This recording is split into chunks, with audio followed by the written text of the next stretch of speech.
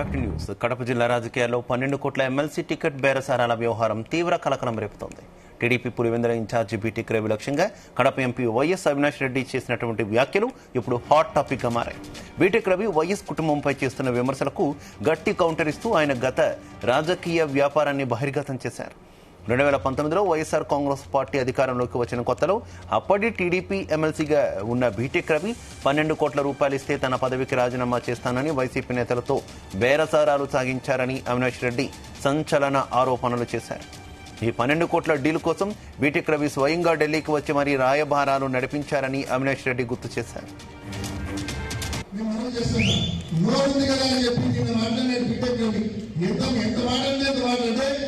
వాడు వీడు లెవెల్లో మాట్లాడాడు. నీ గురించి అట్లా మాట్లాడడానికి నాకు ఎక్సేపు చెప్పు. నువ్వెంత, నీ బతుకెంత,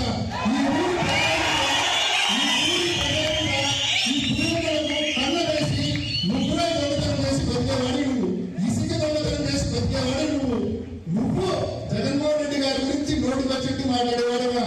నోరు జాగ్రత్తగా పెట్టుకో.